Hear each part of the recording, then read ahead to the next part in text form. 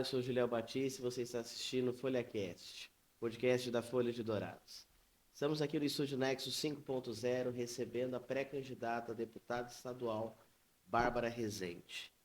Esse é mais um episódio do especial Eleições 2026, na qual a Folha de Dourados tem um compromisso de tentar levar o debate para que todos aqueles que se interessem pela política possam acompanhar de perto a linha e a trajetória de todos os pré-candidatos, tanto a deputado estadual, federal, ao Senado Federal, governo do Estado e também da União. Bom, antes de mais nada, quero agradecer a sua presença, Bárbara, aqui no FolhaCast. Você que, de todos que aqui passaram, você é iniciante, você é aquela que está começando ainda, né? É um nome jovem, né? Na política sul-mato-grossense, douradense também, enfim. Então, antes de mais nada, eu gostaria de saber quem é a Bárbara, a sua trajetória. Claro, vamos lá. Primeiro eu agradeço o convite, fico imensamente feliz, muito obrigada por me receber. Bom dia aos ouvintes da FolhaCast. Eu sou nascida e criada aqui em Dourados, então eu sou filha daqui. Eu estudei durante grande parte da minha vida na Escola Imaculada Conceição, então eu acho que tem valores franciscanos assim que foram inerentes à minha criação que vieram dali. Depois de lá, eu fui para o Lumière, também é uma escola bem conhecida aqui, para estudar para o pré-vestibular. Eu passei em Direito aqui na Federal de Dourados, então toda a minha parte de formação foi feita aqui. Uhum. Depois disso, eu trabalhei com Direito Institucional, Direito Público e logo após com Direito voltado para o terceiro setor, que é o que eu estou atuando agora. Então, eu integro a Secretaria-Geral da Comissão do Terceiro Setor da OAB aqui do Estado. E nisso a gente vem trabalhando com diversas instituições do terceiro setor em diversas searas, sabe? E eu acho que é onde eu me encontrei e é o que aquece o meu coração hoje, assim. Não poderia estar mais feliz em outra área. E a vontade de ingressar na carreira política veio muito disso também. No caso, você entra na graduação em Direito em que ano? E por que Direito? Essa é uma questão. Os meus pais são da área médica, os dois. Então, sempre houve essa preferência, essa predileção, né, pela medicina ou por algo relacionado à área médica. Minha mãe é dentista, sempre trabalhou dentro da saúde pública. Meu pai também médico, sempre trabalhou dentro da saúde pública. Então, sempre foi conversa de mesa, assim, de café da manhã. Saúde, sempre tive inserida nesse meio. Porém, o meu pai, ao mesmo tempo que era médico, eu sempre vi a trajetória política dele desde pequena, porque quando eu nasci, meu pai já era uma pessoa pública, né? Ele foi vereador por 2 vezes, uma vez deputado estadual e até agora deputado federal. Então, eu nunca o vi como essa figura tanto de médico, percebe? Eu o via mais como essa figura política. E isso me gerava grandes curiosidades do que ele fazia e de entender como que funcionava o mundo mesmo, assim, como que funcionava o direito, como que funcionava o Estado, como que funcionava todas essas questões. Então, o direito ele veio também de uma curiosidade de entender como era aquilo, como era esse processo legislativo, como era o funcionamento das instituições. E eu acho que isso me deu um conhecimento muito grande do geral, sabe? De como funcionam as coisas de verdade, como as instituições funcionam, as searas funcionam. E eu acho que foi muito benéfico. Tanto que o meu TCC da graduação, ele é em ciência legislativa. Então, já vi os sinais de que eu gostava da área legislativa desde cedo. E aí você entra na graduação em que ano? 2015. 2015, aí Aham. termina em 2020? 2020. Minha formatura foi a última antes da pandemia. Nossa, foi ali no Foi no limite mesmo. limite, aham. Eu tive amigos que tinham que se formar no mesmo ano, mas que só se formaram em outubro. Foi aquele caos, sabe? Inclusive, meu pai era secretário de saúde à frente. Não teve nenhuma ingerência na minha formatura, mas ela foi a última antes do lockdown. Do lockdown. Tanto que depois, quando eu tive que prestar a OAB, foi uma fase assim, bem complexa, porque as provas foram sendo sucessivamente adiadas. Justo na minha vez. Sempre fica aquela. Nossa, por que comigo? Exatamente, exato. E aí você vai, presta a OAB e você escolhe ali no ramo do direito a questão do terceiro setor, é isso? Não, primeiro eu atuei em direito público, que Direito é público. constitucional, administrativo. Essa era a área que eu gostava, justamente pela questão de entender as instituições que eu havia comentado. O terceiro setor ele veio após. Hum. Então, a vinda para o terceiro setor ela veio do contato com um grande amigo que trabalhava na área, e daí eu comecei a me interessar por isso, entendeu? Esse meu amigo ele já tinha trabalhado na Pestalozzi e hoje ele está trabalhando na Funcraf, que é uma instituição voltada para fissurados, sabe? Pessoas que têm fissura lábio-palatina e deficientes auditivos. Então, eu vi aquele trabalho e eu vi o direito com um novo propósito, entende? Então, a vinda para o terceiro setor veio mais disso, assim. Eu acho que Dessa relação com sua amiga. Exato. E daí, quando eu comecei a ingressar nisso e tive o convite para ingressar na comissão da OAB, a gente começou a ter uma atuação ainda mais ativa dentro dessas instituições. E aí foi que tudo transformou, porque antes da gente, como a gente buscava ajudar, e não só com documentação e análise de estatuto e conformidade legal, a gente viu que uma grande dificuldade dessas instituições também era relacionada à parte financeira, né? A parte de recursos. Então, muitas delas estavam com dificuldades de receber recurso de qualquer área, principalmente emendas e convênios, seja com a prefeitura ou com o Estado. Então, quando a gente chegou e se deparou com essa situação, inclusive uma instituição que a gente visitou estava tendo a água cortada no mesmo dia que a gente foi visitar. Fica numa área periférica lá de Campo Grande, no Jardim Canguru. Então a gente não pode ficar sem fazer alguma coisa, mesmo que não seja, teoricamente, a nossa função, né? Então, a gente procurou um termo de parceria, de cooperação com a Receita Federal para a gente articular essas doações para essas instituições. Então, no ano passado, só no ano passado, a gente conseguiu 2.400.000 em doações para diversas instituições. É bastante coisa, exatamente. E esses números são transformadores para instituições, principalmente as instituições pequenas, sabe? Então é um número que eu me orgulho muito, assim, porque nós não tínhamos título, mandato ou emenda parlamentar para contribuir com isso, assim. Foi tudo na boa fé e com... Na raça ali. Exato, e com articulação e... Eu acho que tudo na base da conversa, sabe? A gente conseguiu fazer isso com termos de parceria, com direito institucional forte, sabe? Com relações institucionais fortes. Isso é algo muito... A gente se orgulha muito. O que houve ali para você entrar dentro da OAB, dentro dessa questão, né, do terceiro setor?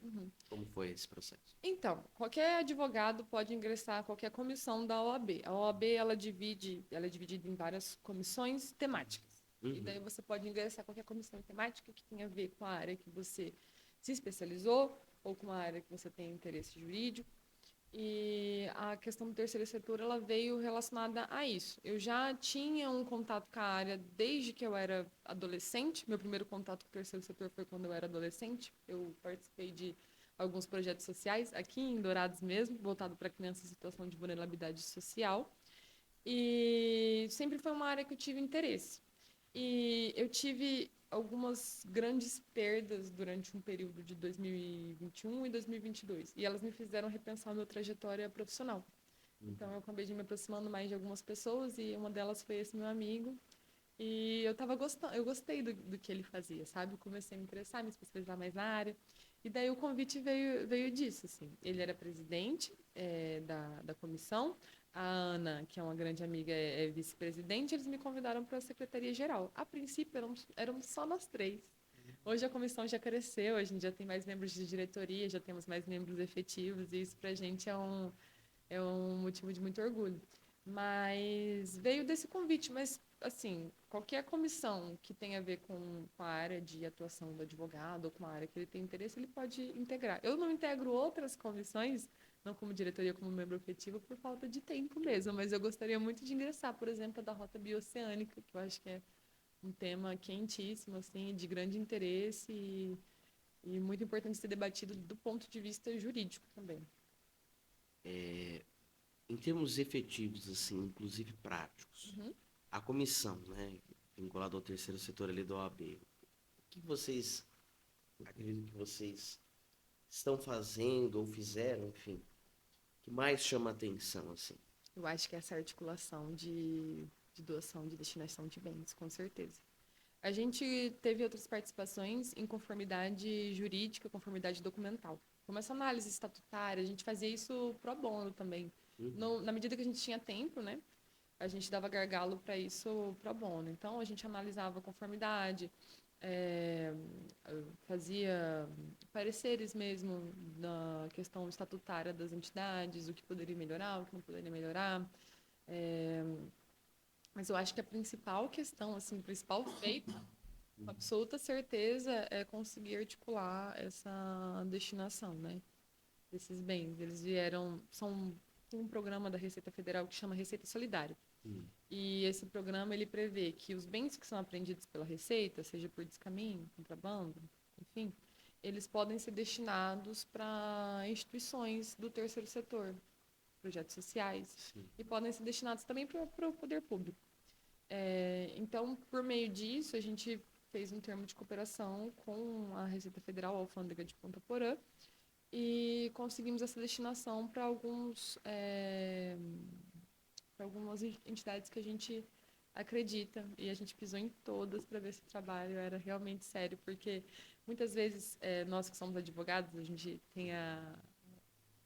nós dizemos que o que se não está nos autos, não está nos mundos, né? Não está no mundo. Se não existe nos autos, não existe no mundo. Mas a gente precisava ver se o que estava nos autos existia de fato, mundo, exato, no mundo. Então a gente pisou nas instituições para ver se aquilo que estava previsto documentalmente realmente era o que existia, né? Então, nós fizemos um trabalho realmente porque lidar com dinheiro público, né, é uma responsabilidade imensa, independente de onde ele advém, né? Então, era uma responsabilidade muito grande. Mas, com certeza, o nosso principal feito foi esse. No caso, essas articulações, enfim, essa comissão, ela trabalha aqui na subseção da OAB Dourado, Dourado Itaporã ou no estado O inteiro? Estado inteiro. Estado inteiro. O Estado inteiro. Então, você está vinculado ao estado mesmo. Exatamente, é o ABMS, é uma comissão estadual. Você já exerceu em algum momento, porque no caso agora dessa comissão você é secretária, é isso? Geral, exato. Secretária-geral.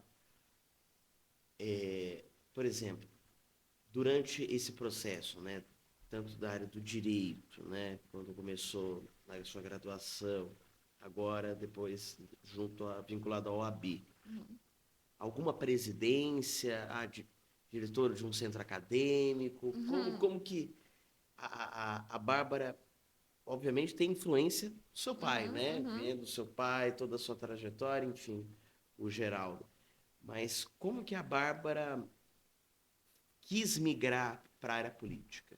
Porque você mencionou a questão da trajetória da escola, né? Pautas franciscanas, enfim. Sim, Mas como que isso se deu ali em termos práticos ali? Eu acho que a política é um meio importante ali para modificações da sociedade. Eu sempre fui a criança que perguntava muito, sabe? Sempre fui a criança curiosa, assim, a criança do porquê, mas por quê, mas por quê, questionadora. E eu sempre gostei de ocupar espaços de decisão. Então, sim, eu participei do centro acadêmico da Faculdade de Direito, eu também fui secretária lá. Eu participei da comissão de formatura. Eu sou... Dá um trabalho danado. Dá um trabalho danado. Eu sou conselheira do meu prédio também, do meu condomínio. Então, todos os espaços de decisão, querendo ou não, eu sou puxada para eles, porque tiveram muitos que não foi um convite, alguns foi uma intimação, muito mais do que... Bárbara, você precisa participar. Você tem que estar aqui, exato. Então, eu sempre gostei muito de ocupar esses espaços de decisão, assim. E eu acho que a política, muito mais do que a política tradicional que a gente vê, a política está em tudo, né? A política ela é baseada de discussões voltadas para um fim comum que beneficie uma parcela de pessoas, ou, no caso, uma grande parcela de pessoas. Então, eu acho que eu fiz política desde sempre, sabe? E sempre eu gostei de ocupar esses espaços decisórios. Então, eu acho que haviam sinais, sabe? As coisas convergiam para isso. E depois, quando eu fiz a minha pós-graduação, o meu tema após foi em Direito Penal. Direito penal. Isso. Foi voltada para fake news e impactos na democracia. Ela era de direito penal, voltada para essa questão digital que acontecia muito na época. Era bem aquela época daquele escândalo da Cambridge Analytica, não sei se você vai se recordar, que estavam usando dados das pessoas, né, para fazer política. Então, eles usavam esses conjuntos de dados para posicionar as pessoas para um candidato X ou Y. E isso depois, a gente teve várias legislações sobre LGPD e tudo mais. Hoje a gente fala muito em proteção de dados, mas porque antes a gente não teve esse mesmo cuidado. Então, desde o tema do TCC até o tema da pós, todos os cargos que eu ocupei já me voltavam um pouco para esse grande interesse que eu tinha em política e em democracia em geral, sabe? Então, eu acho que agora, esse momento assim de coragem, de sair como pré-candidata, ele vem também de uma preocupação com a política atual e uma política que não faz mais diálogo e debate, entende? Eu acho que a gente está vivendo um momento de muita polarização e isso, de maneira nenhuma, acrescenta no campo democrático. Então, a política não é mais uma política que converge e que busca um interesse em comum. A política ela está vindo de extremos que não se conversam mais e que defendem seus próprios interesses, a despeito muitas vezes do interesse da população.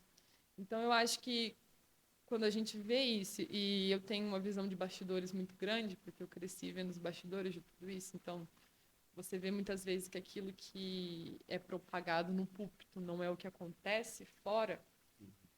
Eu acho que vem de uma revolta e de saber que se a gente não ocupar esses lugares, tendo uma voz, que é uma voz de centro, uma voz de diálogo, uma voz que vê a vida pública como servidão e como propósito, porque foi isso que meu pai me ensinou a vida inteira, outras pessoas vão ocupar esse lugar, entende? E outras pessoas têm ocupado esse lugar. E eu acho que essa ocupação de lugares de decisão por pessoas que não estão preparadas ou que não têm essa, esse viés de servir ao público é muito perigoso para o futuro da nossa sociedade. Então, eu acho que, para além de todo o meu interesse e de toda a minha trajetória, vem muito do sentimento de que, sabe, daquela revolta, de que a gente precisa fazer alguma coisa, de que já foi longe demais. Eu acho que vem disso. A senhora mencionou a questão de revolta, né? Quantos anos a senhora tem atualmente? Eu tenho 28. 28 anos. Uhum. Pode me chamar de você. 28 anos, assim. O que mais impacta, né, para que você classifique como uma revolta, não sei se da geração a qual você pertence, enfim. Mas por que essa revolta com essa classe política? É o establishment? Como que é essa revolta? Eu acho que, em última instância, as pessoas querem dignidade, sabe? Eu acho que todo mundo quer uma vida digna. As pessoas. Há uma narrativa de que o povo quer isso, quer aquilo, mas no final todo mundo quer dignidade. As pessoas querem ter um emprego decente, elas querem tempo de qualidade com os filhos dela, elas querem conseguir comprar um carro que não seja 100 mil reais, elas querem conseguir financiar sua própria moradia, e tudo isso tem ficado cada vez mais longe. A gente está vivendo uma sociedade que está cada vez sofrendo mais com segurança pública. Então, assim, a gente não consegue nem sair de casa sem preocupação. E quando você fala de uma mulher, como sou eu, é ainda pior. A gente tem uma taxa de juros que agora baixou um pouco, está a 14% ao ano, mas até pouco estava 16%. Como que você consegue financiar um apartamento, comprar sua primeira casa própria com uma taxa de juros tão alta? Entende? As taxas de emprego formal estão caindo. a taxa de endividamento está aumentando. Então, a gente está vendo que as pessoas estão cada vez com mais dificuldade de ter essa dignidade, entende? E isso é revoltante. Porque se você for analisar o que os deputados mais legislam, ou o que os vereadores mais legislam, a grande parte das leis que são produzidas são o quê? São um dia de não sei o quê. Então, vamos fazer um dia nacional, um dia municipal, um dia tananã.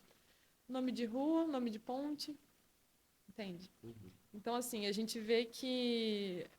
E fora isso, que pode ser muito legítimo, eu acho que tem pessoas que precisam ser homenageadas, e isso é muito legítimo, a gente tem também os extremos. Então, tem pessoas que só usam o púlpito para atacar umas às outras.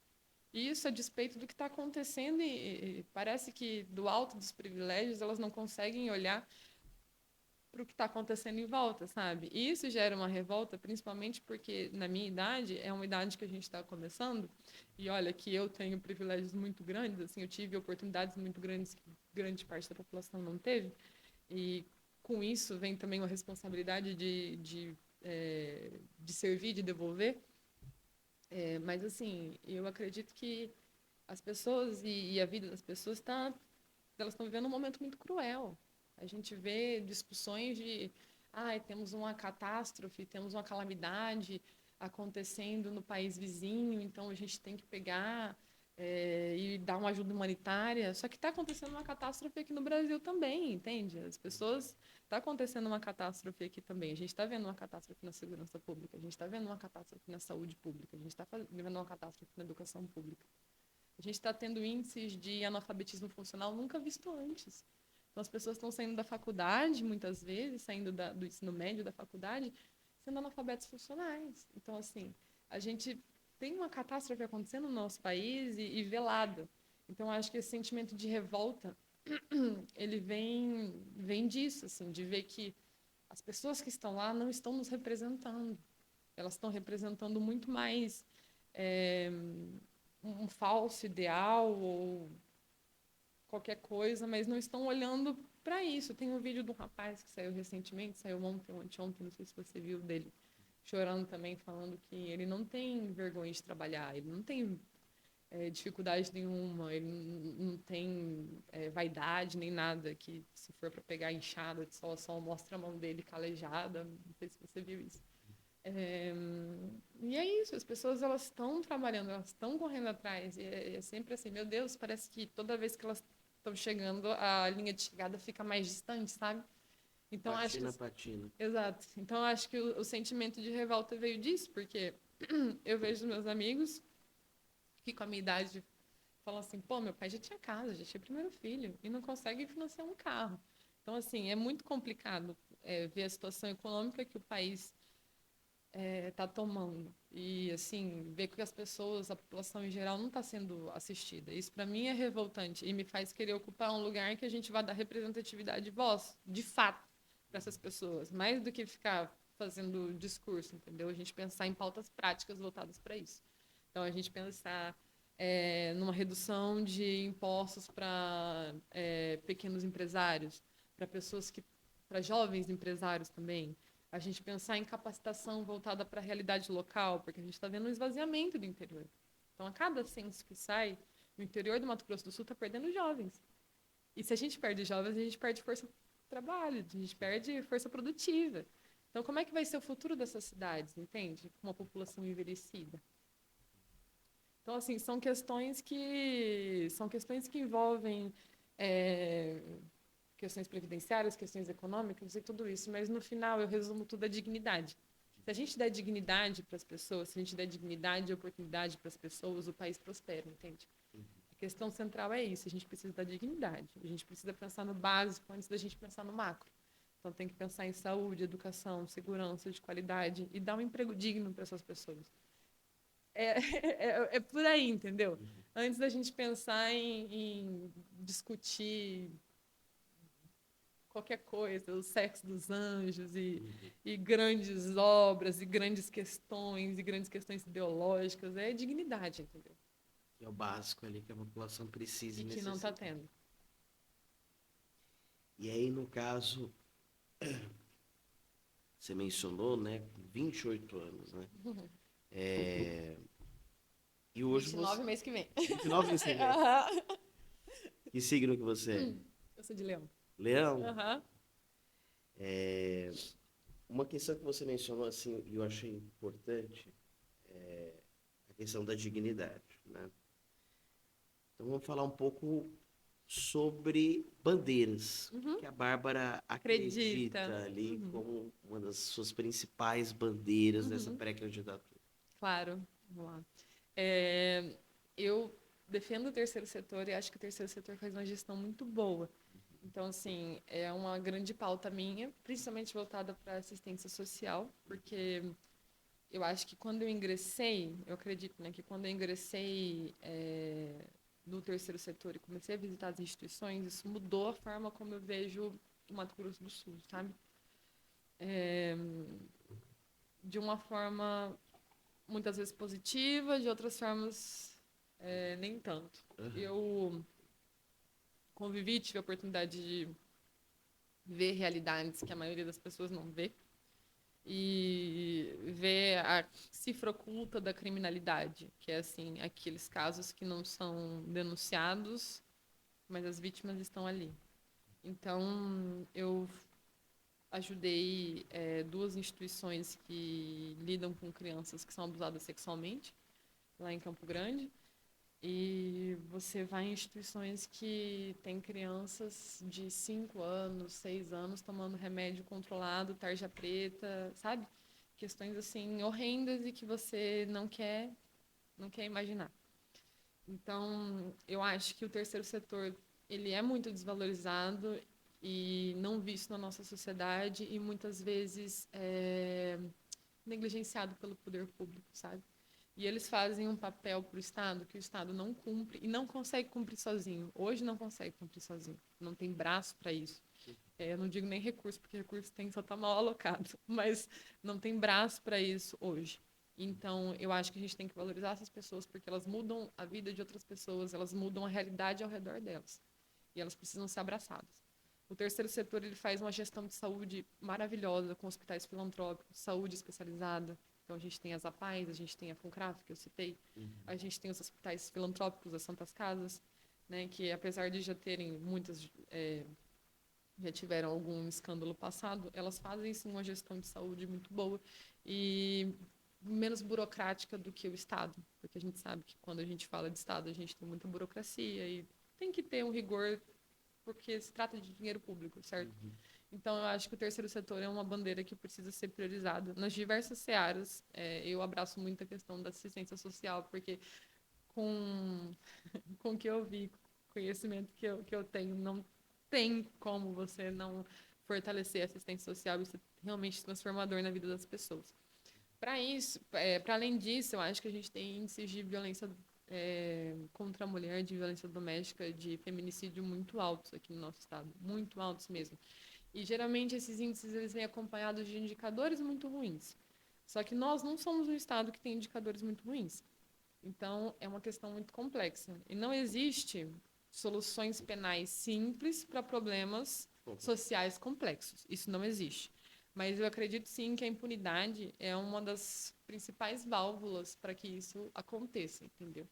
Então eu acho que a gente tem que lutar para que as leis que existem sejam cumpridas e dar um aparato técnico e um aparato físico também para a segurança pública, porque a segurança pública ela precisa ser valorizada, porque sem valorização da segurança pública não há como ter combate de qualquer tipo de criminalidade.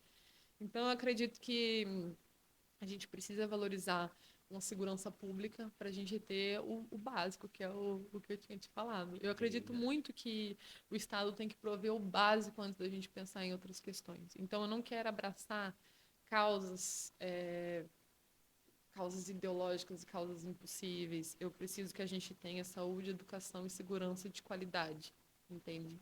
Isso é o primordial. Eu acredito muito na gente debater um direito feminino e uma emancipação feminina também a partir de desenvolvimento social feminino, e é algo que a gente já tem feito.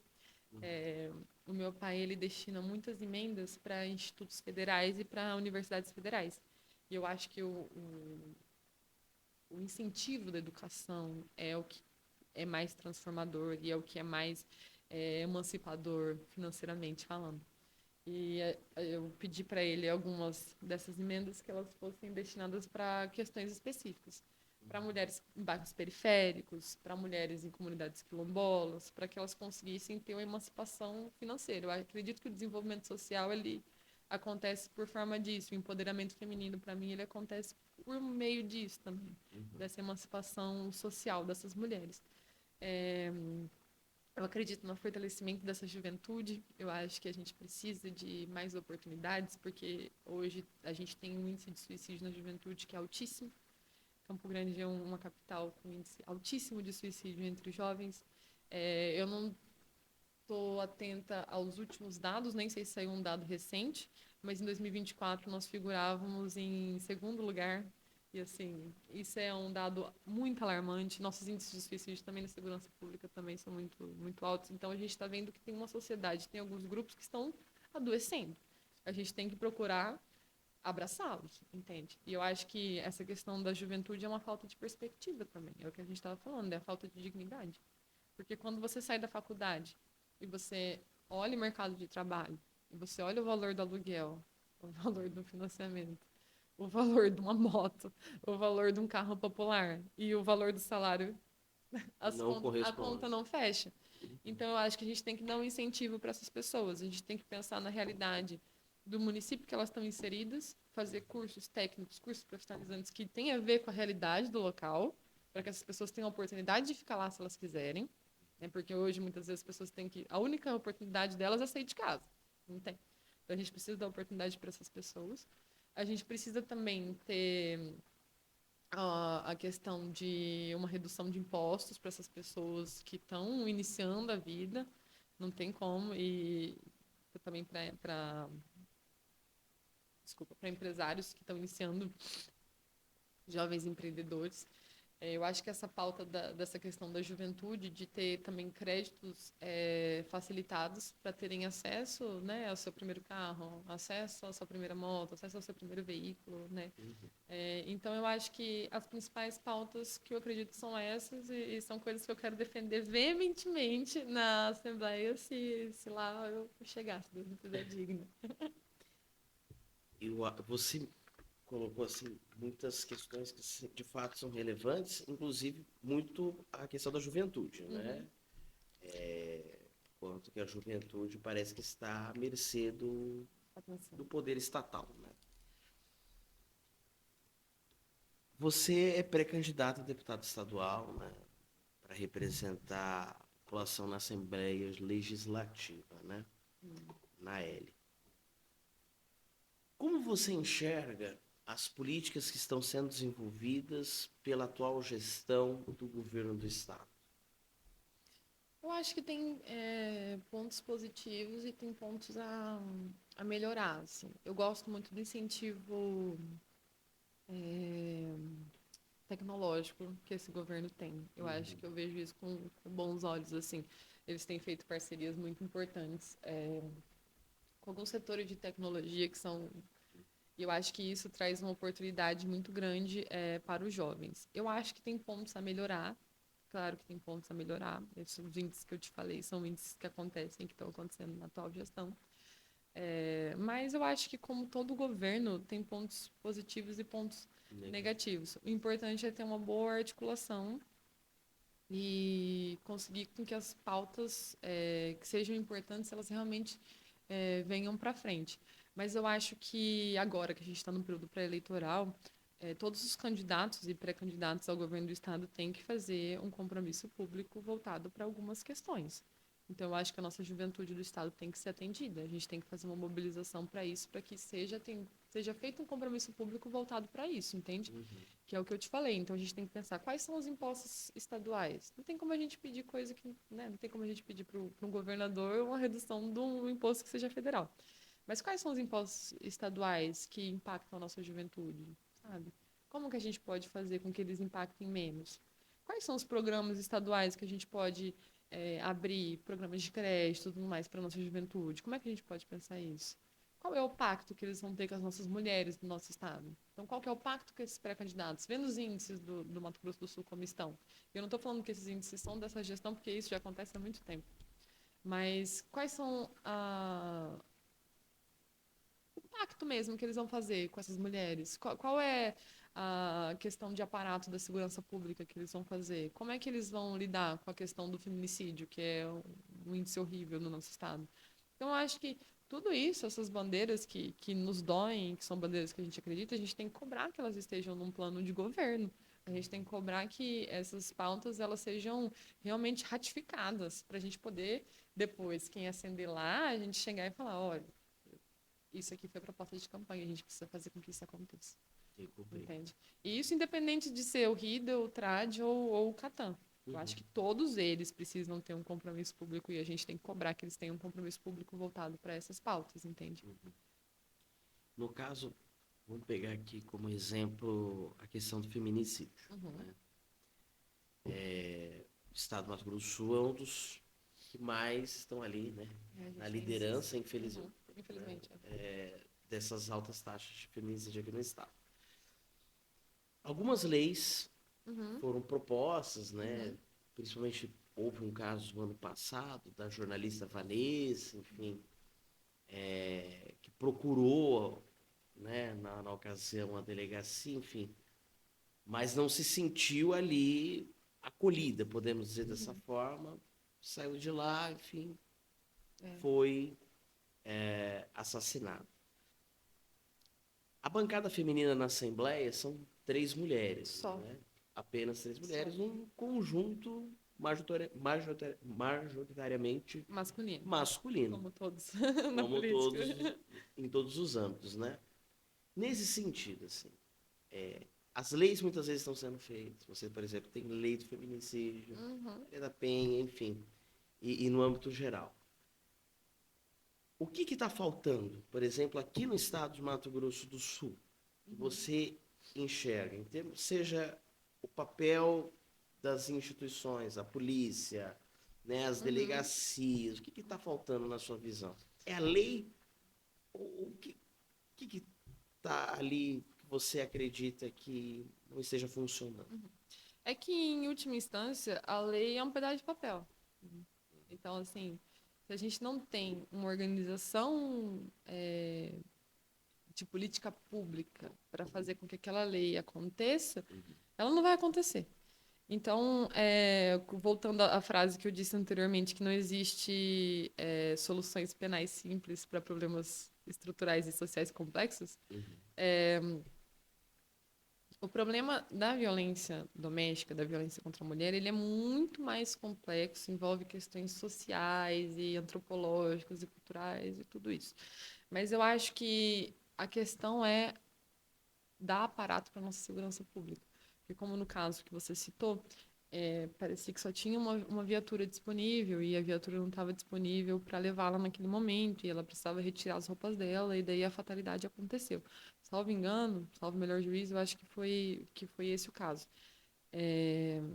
E daí eu acho que a gente tem que dar um aparato para as nossas delegacias de defesa da mulher.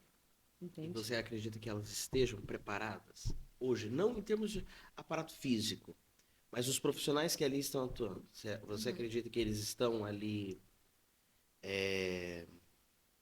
conscientes, muitas vezes? Porque uma das reclamações das vítimas é justamente a descredibilização quando chega ali na porta da delegacia. Elas são descredibilizadas, porque aconteceu, existem vários tipos de questionamentos. Vamos pensar aqui enquanto parlamentar, né? Você pensa em alguma medida que, muitas vezes, dentro dessas delegacias? A gente pode exigir cursos de formação específicas, né, para o manejo dessas vítimas, porque realmente tudo que uma vítima menos precisa é de uma revitimização. E isso em questão de violência doméstica. Imagina uma violência sexual, é ainda pior. Então, tudo que uma mulher não precisa ouvir depois de ter sofrido um abuso é mas qual roupa você estava vestindo? Mas você provocou, ou coisas do tipo. Ou, mas você sabe que isso vai acabar com a vida dele. Ou coisas assim, entende? Então, eu acho que realmente a gente precisa ter um manejo dessas pessoas. E isso eu já ouvi vários relatos voltados para esse tipo de situação. Graças a Deus não precisei usar desse serviço, mas eu tenho algumas amigas que infelizmente precisaram e o relato é semelhante. Então eu acho que a gente precisa também dar esse curso, um curso, uma capacitação, alguma coisa voltada para esse melhor manejo dessas vítimas. Eu acredito nisso também. Mas além disso, a gente precisa dar um fortalecimento. Então, assim, se o problema é falta de viatura, a gente precisa dar mais viatura. Se o problema é pessoas dentro da segurança pública, a gente precisa ter mais pessoas fazer concurso para que possa ampliar o quadro. Entende? A gente precisa De um aparato de um maior. aparato maior. De um aparato maior. Para além a minha visão é essa, que para além da capacitação e do manejo com as vítimas, a gente precisa do aparato maior para poder ter braço e vazão para que essas questões possam ser resolvidas. Bom, agora vamos falar um pouco, Bárbara, sobre a sua chapa. Que partido que você está? Eu estou no União. União Brasil, né? Uhum.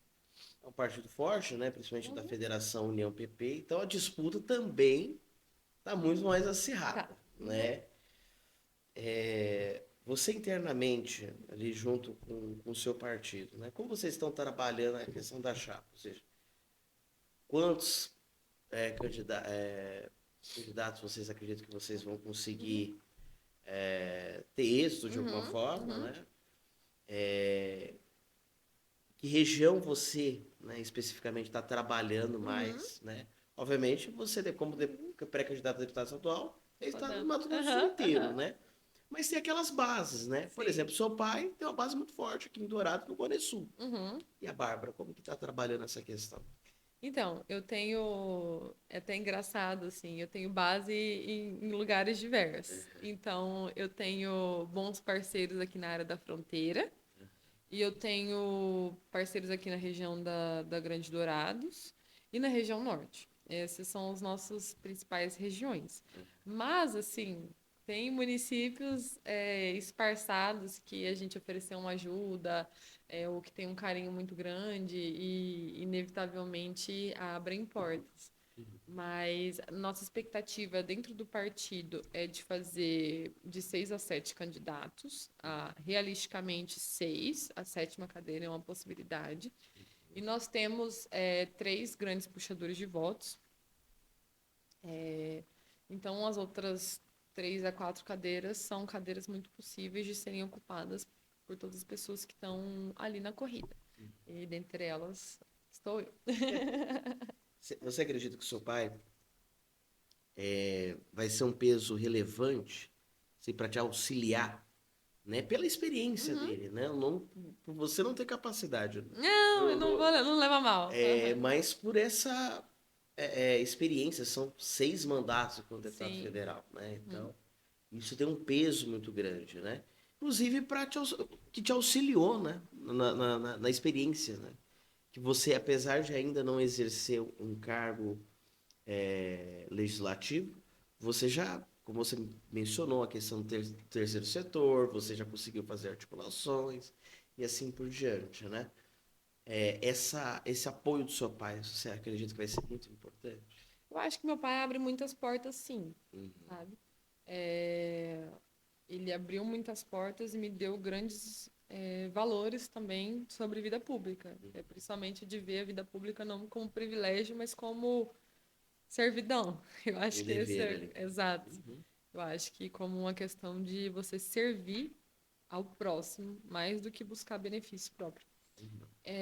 Então, acho que com certeza ele abre muitas portas e tem muitos municípios que, pelo carinho imenso que tem com ele também, tem um carinho que é estendido a mim.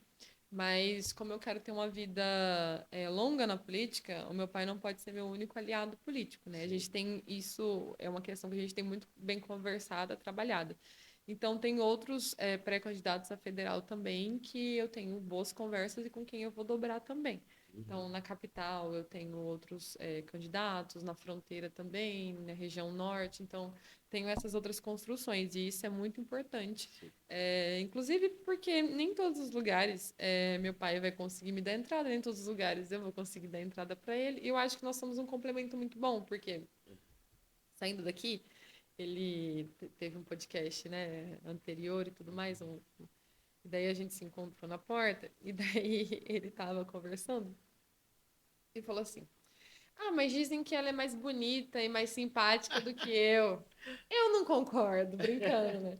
E assim, nós temos um trato, um jeito de lidar, e um jeito de fazer as coisas muito distinto. Aham. Então, isso é engraçado, porque eu acho que a gente se casa muito bem, sabe? E são essas duas forças, né? A força masculina e a força feminina. Então, eu acho que nós nos ajudamos muito. Era um medo e até uma questão das pessoas ao redor que a gente pudesse se atrapalhar, mas assim que o movimento começou, eles viram que não, assim. E daí eles falavam assim, Você nossa, voa solo ali. exato, eu acho que essa entrada, obviamente, existe, não tem como dizer que não existe, tem muitas pessoas que têm carinho imenso pelo meu pai, e eu carrego o sobrenome dele, que é um sobrenome que é sinônimo de responsabilidade, respeito, credibilidade e tudo mais.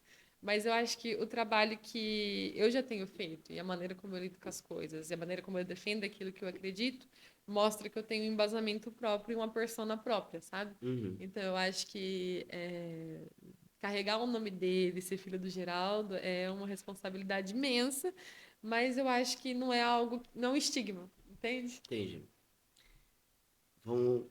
Agora eu preciso saber de você, assim, que a sua pré-candidatura diferencia das demais para deputado estadual? Eu acho que essa questão de propósito, de viver aquilo que eu acredito e de me propor a fazer o possível. Eu acho que a política é a arte do possível.